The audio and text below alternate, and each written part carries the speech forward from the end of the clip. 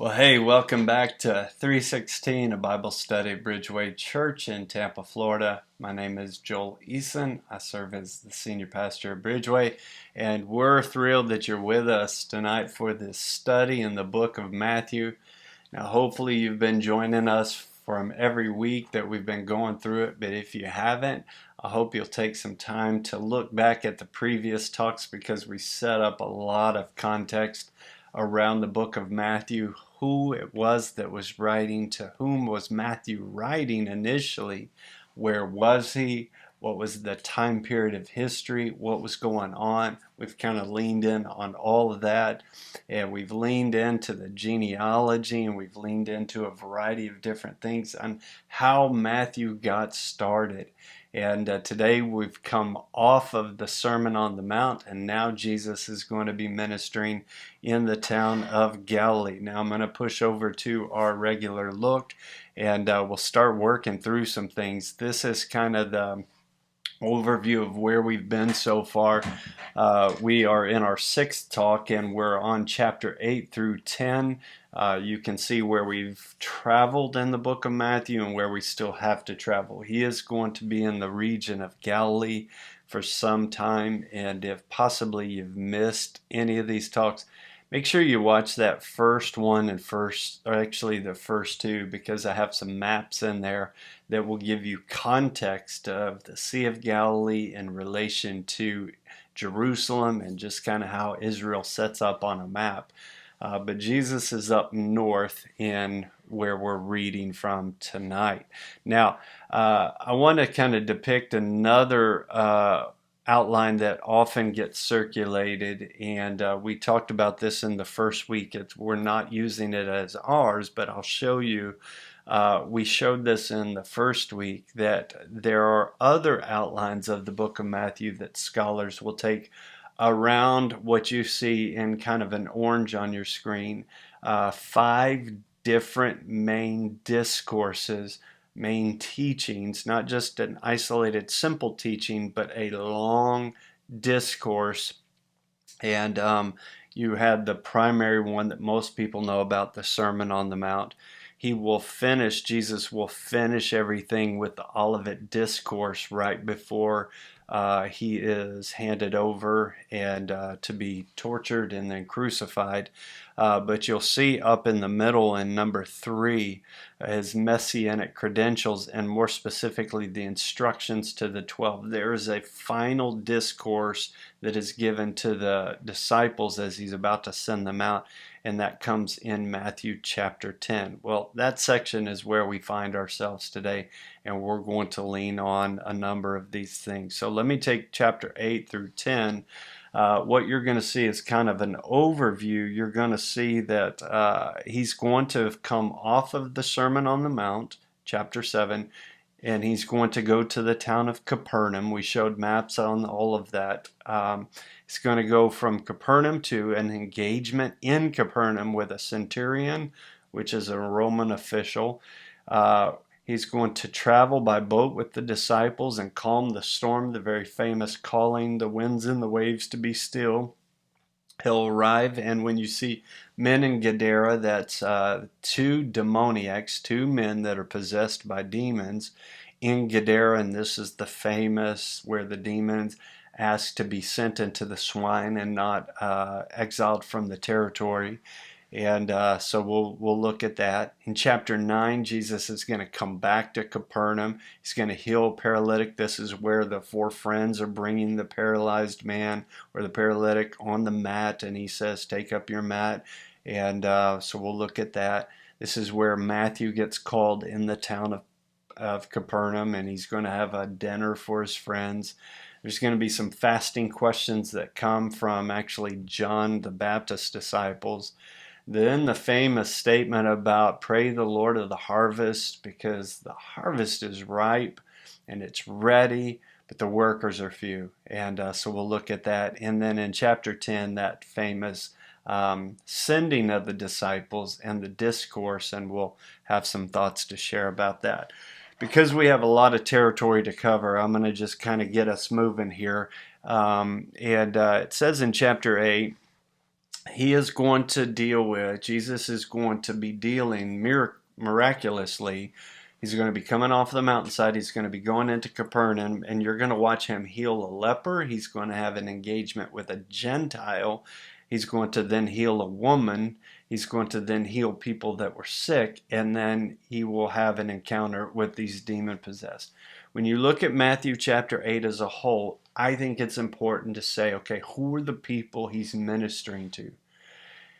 In a kind of a flow chart, kind of a hierarchy of social class, Jesus is ministering to people that would have been kind of outcasts. A leper, a centurion, which would have been a Gentile. Women did not have the upper prestige in that day and age. He's going to deal with people that were sick and kind of pushed out. He's going to deal with demon-possessed. So you see Jesus coming off of the Sermon on the Mount, and immediately he is ministering and giving aid and care to the poor and to the hurting and to the exile. So let's read in it. When he came down from the mountainside, large crowds followed him. A man with leprosy came, knelt before him, said, Lord, if you're willing, you can make me clean. Jesus reached out his hand, touched the man. I'm willing, he said, be clean. Immediately he was cured of his leprosy.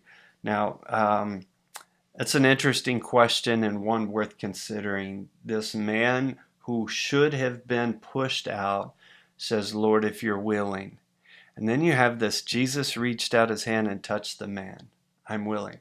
Now, the way it worked with leprosy is you wouldn't have touched a leper, because the idea was that he is contagious and his contagious sickness would come upon you.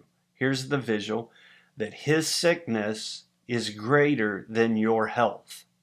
So somebody of health wouldn't touch a sick person because their sickness would infect their health.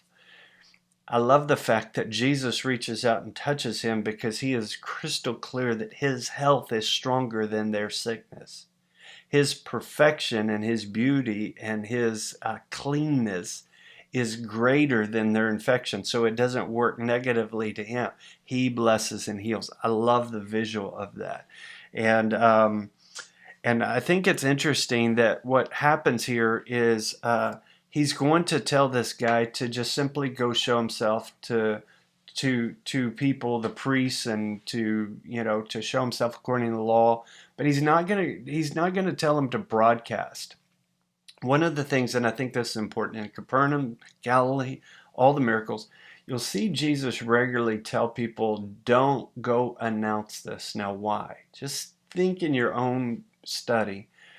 The reason, in my opinion, that he gives that instruction, don't go tell, is because Jesus understands that faith based on words is stronger than faith based on miracles. That's important to think about. Faith based on words is stronger than faith based on miracles. How many times did Jesus push against when they said, what sign will you give us? What miracle will you do and show and prove? And he said, you've already received the word. With Thomas, reaches out, touches his hands, and Jesus, as beautiful as that was after Jesus' resurrection, as beautiful as that was for Thomas, he then says, but blessed is the one who believes and has not seen. Words, the person that has strength and faith based on words, that's a higher level. So many times Jesus will say, don't go announcing this, because everybody would just simply want spectacle. And so with that, we'll keep going. And you're going to have in verse 5, the centurion's going to come to Jesus pertaining to his sick servant. And a centurion was just a Roman official of 100 people. Or 100 soldiers. When Jesus had entered Capernaum, a centurion came to him and asked him for help. Lord, he said, my servant lies at home paralyzed and in terrible suffering. Jesus said to him, I'll go and heal him. The centurion replied, Lord, I do not deserve to have you come under my roof, but just say the word and my servant will be healed. Watch verse 10. When Jesus heard this, he was astonished, said to those following him, I tell you the truth, I've not found anyone in Israel with such great faith.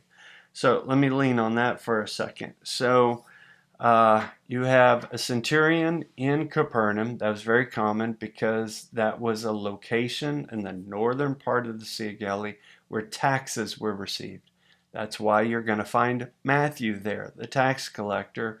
And they would have Roman soldiers making sure that all the fiscal things were done properly. It also was not too far from the Valley of Jezreel, which was a potential battle site for at times. There were a lot of battles that happened in the Valley of Jezreel. It was common to have Roman soldiers up in that northern area. So this Gentile man says, I understand authority. If you speak it simply by your word, he'll be healed. Jesus is identifying the faith connected to the word, not I have faith in you if I see you do it. To which Jesus is going to say, this is great faith. Now I find that to be interesting because there's only one other occasion that you're going to have that phrase great faith. And it's going to be from a Canaanite woman in Matthew 15, that she also is going to respond to Jesus in this kind of I trust you at your word kind of position. Compare that to with the disciples in just a moment. You're going to hear Jesus say, you have little faith. Not great faith, but you have little faith. Because the disciples were still in a posture of, we need to see some evidence as to who you are. So we'll keep going with it. In verse 14 through 17, Jesus is going to heal Peter's mother-in-law. When Jesus came into Peter's house, he saw Peter's mother-in-law lying in bed with a fever. He touched her hand, and the fever left her. She got up and began to wait on him. When evening came, many who were demon-possessed were brought to him, and he drove out the spirits with a word and healed all their sick. So you got to know that Peter was like, thank you, Jesus. You're helping me with my wife. That this is a good thing. But I want to kind of change your look for a second, and I'm going to give you some visuals. So this look is going to change for you, and I'll talk through some things. So this is an aerial view of the northern part of the Sea of Galilee. Right underneath me on the screen would be the town of Capernaum, where you see Site 1 and Site 2. Those were the locations of the Sermon on the Mount, the potential sites, and when we dealt with that in the first part of chapter 5, I gave you actual photos from there, what it looks like and looking out over the Sea of Galilee from those locations. In Tabco, where Peter used to fish from, it's all just right there. But I'm going to go in a little more. So these are photos that I've taken from Capernaum. This is in Capernaum, and this is an old synagogue that has been built up. Now, this is not stone from when Jesus was there, but I'll show you something as we go. But Capernaum was real small. It was a lot of bustle there, but it was small. And around this temple area, even though that's not the same stonework that was there when Jesus was ministering, that most definitely is the exact location of the synagogue. And I'll show you why. But all the little homes would be built around this area. So let me show you something. This is going to be kind of a quick video. So this is me video and trying to be kind of artistic, but I'm going to stop it. This is inside this synagogue here that's been built up, but it's on the ruins of the original. And so I'm going to stop it here in just a second after I'm panning. So I'm going to pan to the right here. Where you see, do you see those metal bars are right above me on the screen? If you were to walk over towards those bars and look down, you see stonework that is original, is dated back to the time of Jesus. And so the way Israel often works is to build on top of one another. For instance, you have Tel Megiddo, Tel Aviv, Tel Beersheba, Tel, Tel, and Tel was just to build on top of one another. So they often would build on top of the prior ruins. I'm going to keep going, but this is definitely where the synagogue was in Capernaum. And then I'm going to pause it here. Do you see all the way out that opening? Do you see the blue in the distance? That's the Sea of Galilee. That is not very far. It literally, if you see what looks like a fence towards the water, that literally is about a 60-second, maybe 2-minute at the most walk, and you're at the water. So it's very close. But that's the Sea of Galilee out there. And then, so do you see the structure through this opening, the structure behind that grass and tree? So I'm going to show it to you in just a second. That's the location of Peter's house. Now, the structure is not Peter's house. That's a structure that has been built over what is the traditional site of Peter's house. And I'm going to show that to you here in just a second. Let me flip over to this. So this is that structure that is built over, and you'll see people underneath. I'm going to show you that in just a second. But historically, it has been held that this is the location that Peter lived, and this is where Jesus would have ministered from, Capernaum. And if I were to take my camera right now and just turn slightly to my left as I'm sitting in this chair, so according to the screen, it would be like turning that way. You'd see that synagogue is just right there off camera. So let me show you underneath. This is underneath where you can, archaeologists are fantastic at the ability to date rocks. And as they have unearthed different portions over the years, there are portions here that date well beyond 1,000 years and reach back more than 1,500 years.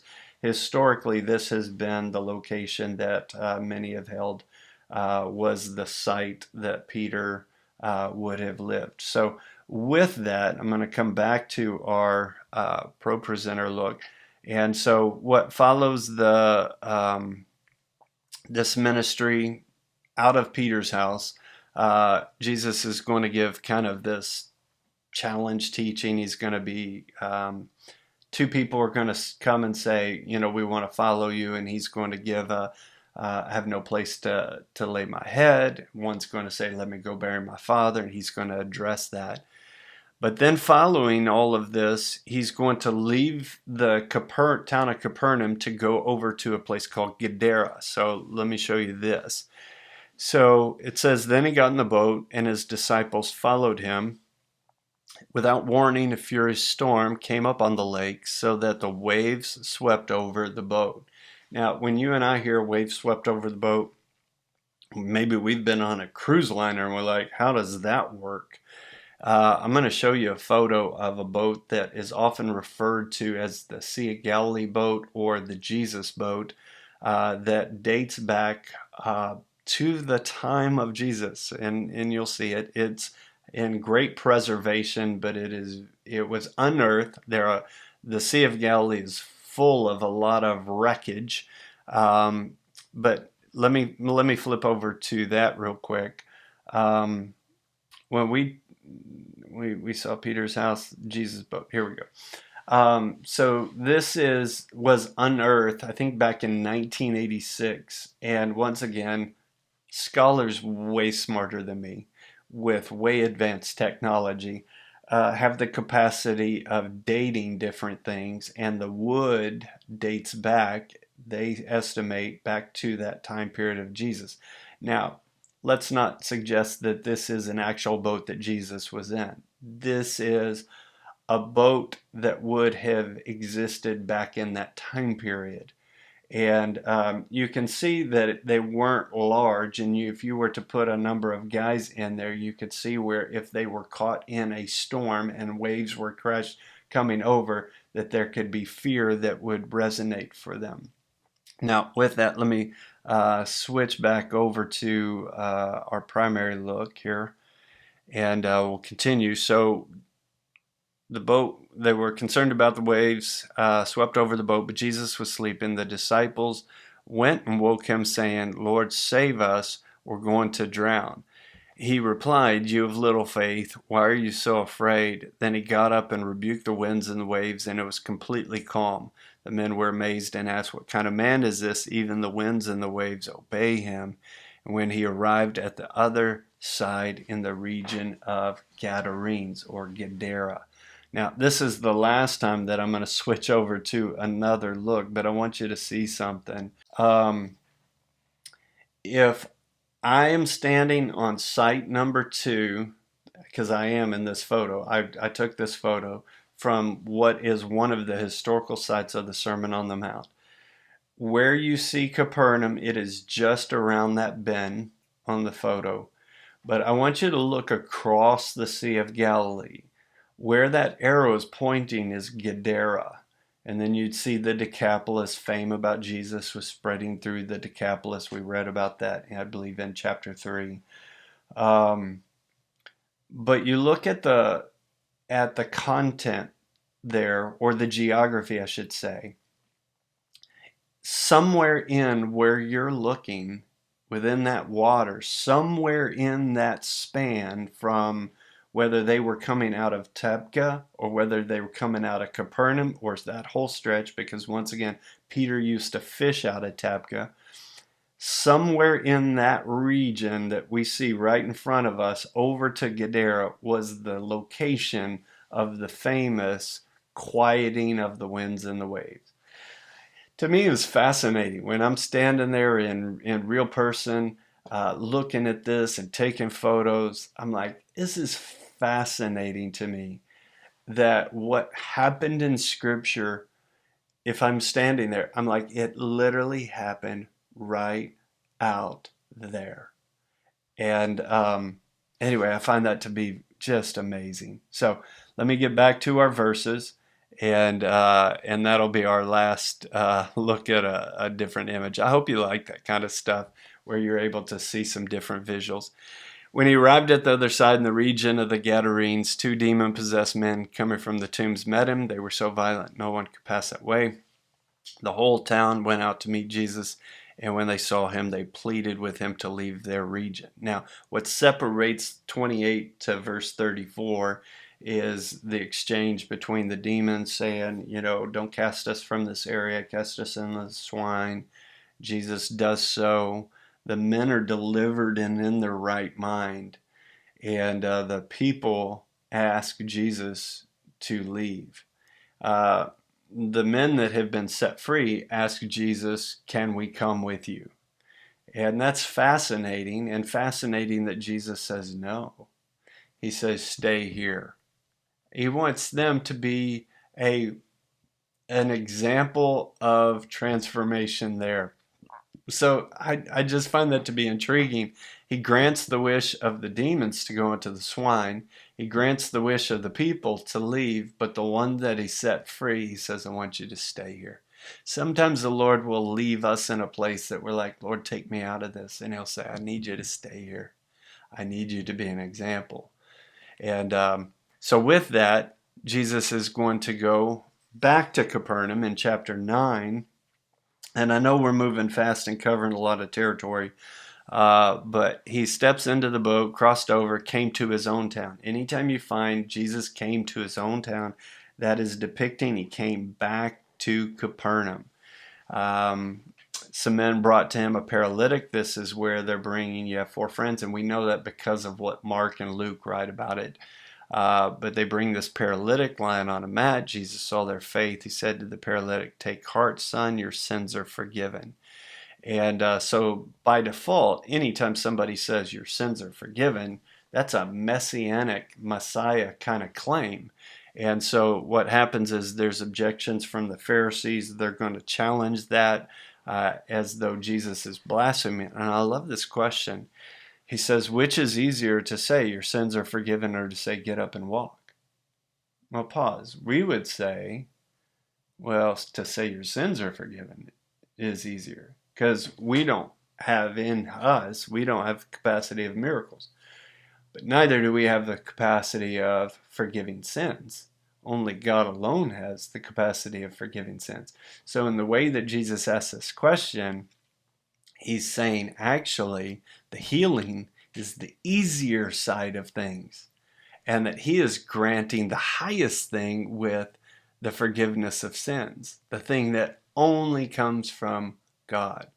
But he continues, but so that you may know that the Son of Man has authority on earth to forgive sins, he said to the paralytic, get up and take your mat and go home. What happens then in verse 9 through 13 is that Jesus is going to have that famous call-in of Matthew. He's going to, Matthew's going to have a party, a dinner, a feast, so to say, in his hometown, which he would have been in Capernaum. And this is where there's going to be accusation about who Jesus is dining with. And he's going to say it's not the healthy who need a doctor, but the sick. I desire mercy, not sacrifice, for I've come to call the righteous. Not to come call the righteous, but sinners. From that verse 14 through 17, he'll get questioned about fasting from John the Baptist's disciples. We won't lean on that.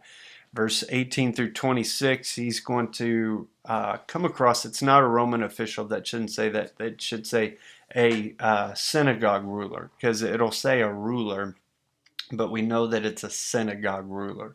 So this is going to be interesting for you. It says, just then, let me state this. The synagogue ruler is going to come to Jesus, and he's going to say, I have a daughter that's sick. Will you come and heal her? Now, let me lean on something. And often we can pull from other places, and I'm not showing this to you because we have so much tonight. But in Mark chapter 5, we read about this same story through Mark's gospel. And it gives us the name of this synagogue ruler, and it is Jairus. Now, here's what's interesting to me. I find this to be fascinating. The context is this. They're in Capernaum. Jesus is approached by Jairus, come and heal my daughter. She's at home. She's sick. While on way, this woman who has this bleeding issue is going to come and touch the hem of Jesus' garment, and she's going to be healed. And it says in verse 20 of Matthew, verse 9, just then a woman who had been subject to bleeding for 12 years came up behind him, touched the edge of his cloak. She said to herself, if only I touch his cloak, I will be healed. And this is where that famous, powers come out for me and all that. But take time, if you will, to read Mark chapter 5 on this story. Because you're going to find out that not only is it Jairus and his daughter, but it's going to tell you in verse 42, I believe, that Jairus' daughter was 12 years old. That's interesting. You have a daughter who has been whole and now is suddenly sick, and Jesus is being beckoned, come heal the one who is suddenly sick. And at that same intersection is a lady who has been afflicted for the same 12 years. Both scenarios, 12-year-old girl who is suddenly sick, woman with a 12-year problem that no doctor has been able to solve. And they both are coming to basically this intersection where we need you, Jesus, to touch us. I find that to be fascinating because so many times we watch Jesus heal somebody in an instant, but we also will watch somebody who's been afflicted for a measure of time. And I'm not depicting why things happen the way they are. Jesus is in the middle of helping and touching people when there's been instant calamity or somebody who has travailed and been pained for a measure of time. Jesus understands the human complexity and dynamic and pain that can be involved, because we all can have something that lingers for a time, and we all can also need him instantly with something. And we see in this story just a real powerful moment as Jesus is going to heal both the 12-year-old girl with the instant sickness and the woman with the 12-year bleeding problem. Now, just to keep us going, verse 27 through 34, Jesus is going to heal 2 blind men and a deaf mute. They're going to call out to him, Jesus, heal us. And he touched their eyes. According to your faith, it'll be done to you. Their sight was restored. And then while they were going out, a man who was demon-possessed and could not talk was brought to Jesus. And when the demon was driven out, the man who had been mute spoke. The crowd was amazed. Nothing like this has ever been seen in Israel. But the Pharisees said, it's the prince of demons, that he drives out demons, or by that. And it's in that midst that you have so many miracles happening that have started with leper down to the Roman centurion, to Peter's mother-in-law, and many that night, and then crossing over to Gadara, and what happened over in Gadara and coming back, and these miracles all happening around Capernaum and the surrounding towns and villages. And it says that Jesus' ministry went out from there. Jesus went through all the towns and villages, teaching in their synagogues, preaching the good news of the kingdom, and healing every disease and sickness. When he saw the crowds, he had compassion on them because they were harassed and helpless, like sheep without a shepherd. And it's in that backdrop that he says to the disciples, I just hope you know that the harvest is plentiful, but as you can see, the workers are few. Like the Pharisees weren't the workers. The Pharisees were the ones trying to object to the work of God. And so he says, ask the Lord of the harvest, therefore, to send out workers into his harvest field. Last thing that I'll say about chapter 9 before we move on is I find that to be interesting, that Jesus says, pray for what you'll fulfill. Pray for laborers to be sent. And he's about to send them. That's what happens in chapter 10. Sometimes the Lord will call you and me to pray for something, and then he'll call us to stand in fulfillment of it. Lord, raise up a voice in this time, and he'll call you to stand up. God, raise up a peacemaker in our family, and he'll call you to be the peacemaker. God, will you do this in this situation? And he brings you to a place of fulfilling that role. So I find that to be powerful, that he says, pray for the Lord to send out laborers. And then with that, chapter 10, he called his 12 disciples to him and gave them authority to drive out evil spirits and to heal every disease and sickness. Now, verse 2 through 4 is going to list all their names. I'm jumping over that. I just want to identify real quick that you have the term disciples, and I'll compare disciples to our next passage. Verse 5 says, these 12 Jesus sent out. Now pause here. The word disciple was a term that meant one who follows. If you've ever come across the term apostles, the apostles were sent out. The term apostle came from a term literally meaning to be sent out. So disciples were ones that followed. They initially started as disciples, but then he sent them out. We are disciples following Jesus. I hope that's true. And we shouldn't start leveraging titles over ourselves. But if he has sent us out, we're doing that same work. We're carrying out the gospel. Now, I do not recommend you going to your work and saying, I hope you all know I'm an apostle. I hope you don't go to the church, whether that be Bridgeway or some other church that you attend, and you start leveraging, I'm an apostle. Let's be mindful of humility. But just so that we know, that's what that term means. And so Jesus is now sending them out. So he sends them out with following instructions. Don't go among the Gentiles or enter any town of the Samaritans. Go rather to the lost sheep of Israel. As you go, preach his message. The kingdom of heaven is near. Heal the sick, raise the dead, cleanse those who have leprosy, drive out demons. Freely you have received, freely give. Now, before I show you anything else, here's what I want to say about this.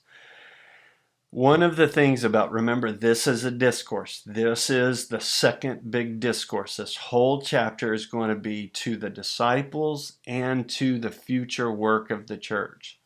Understand this, because it's a complex thing about chapter 10. It's to the disciples immediately about their immediate assignment of going out and sharing good news, saying the kingdom is near, and to do these things. Jesus is taking his authority and his scope of ministry and entrusting that to them. They are only carrying out the scope of what he has already been doing. They're doing nothing more, nothing less than what Jesus was already doing. Disciple follows, an apostle is sent out. He is sending them out to do the exact scope of ministry that he had been doing.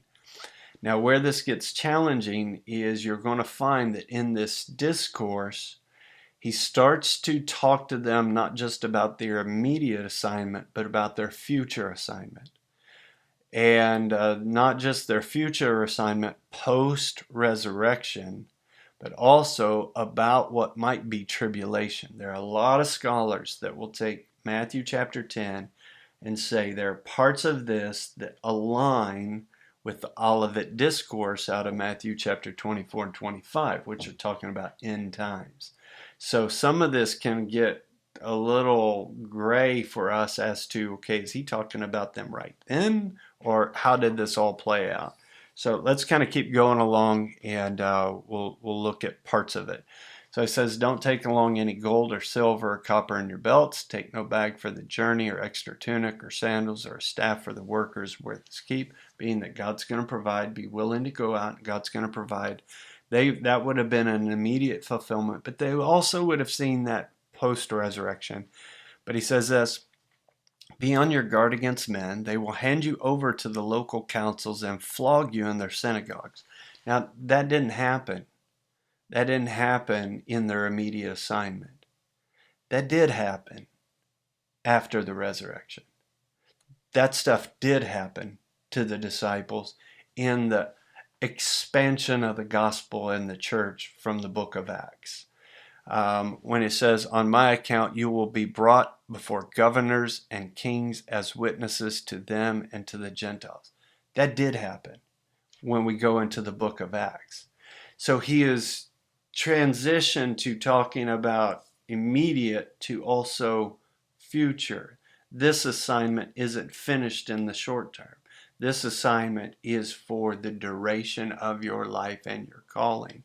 And he says, but when they arrest you, do not worry about what to say or how to say it. At that time, you'll be given what to say. For instance, in Acts chapter 12, Peter is arrested. Peter isn't arrested on the front side, but he is arrested on the backside. Paul, who was not part of the original disciples, he'll be arrested and he'll be brought before numerous kings and before numerous governors. It will not be you, verse 20, for it will not be you speaking, but the Spirit of your Father speaking through you. And this is where it gets into, okay, is this crossing into tribulation times, even beyond the disciples? When he starts to say, when you're persecuted in one place, flee to another. I tell you the truth, you'll not finish going through the cities of Israel before the Son of Man comes. So there's obviously that transition to, okay, he's talking about the church now as a whole. Jesus is in this discourse is very incredibly prophetic. Not just of the disciples in the immediate calling, but what they would do post-resurrection, but then also for the end times. And he continues on, do not be afraid of those who kill the body, but cannot kill the soul. Like if you think about that being assigned to the disciples right then, they'd have been like, what are you talking about?